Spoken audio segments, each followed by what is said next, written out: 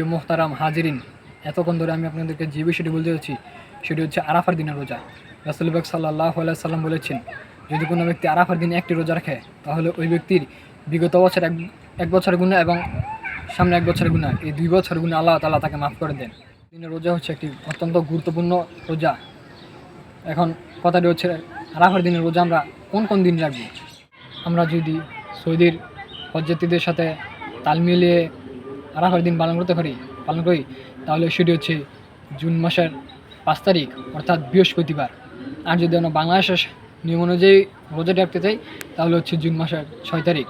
আমরা বৃহস্পতিবার রাত্রে খেয়ে শুক্রবারে রোজা রাখবো। হাজিরিন, এই পৃথিবীতে আমরা কেউ আজীবন বেঁচে থাকবো না। আমাদের যার যতদিন আয়ু আছে আমরা সে আয়ু ভোগ করে আমরা পৃথিবী থেকে বিদায় নিব। আল্লাহ পাক কোরআনুল কারীমের মধ্যে 20 থেকে 21 নম্বর পারা 29 নম্বর সূরা আন কাবুতের মধ্যে 57 নম্বর আয়াতে বলেন, কুল্লু নাফসিন যায়িকাতুল মউত, প্রত্যেক প্রাণীকে এই মৃত্যু স্বাদ গ্রহণ করতে হবে। সুম্মা ইলাইনা তুরজাউন, অতঃপর আমার কাছে তোমাদেরকে ফিরিয়ে আনা হবে।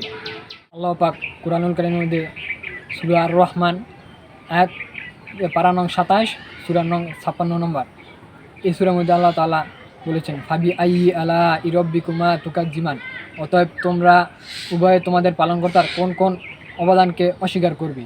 একাধারে আল্লাহ তাআলা সূরা রহমানের মধ্যে একবার নয়, দুইবার নয়, তিনবার নয়, 31 বার বলেছেন, ফাবি আইয়ি আলা ইরব্বিকুমা তুকাজ্জিমান। প্রিয় মোহতারাম হাজিরিন, এই পৃথিবী থেকে আমরা কেউ অনন্তকাল বেঁচে থাকবো না। আমাদের আয়ু অনুযায়ী বুক করে আমরা এই পৃথিবী থেকে সবাই বিদায় নিব।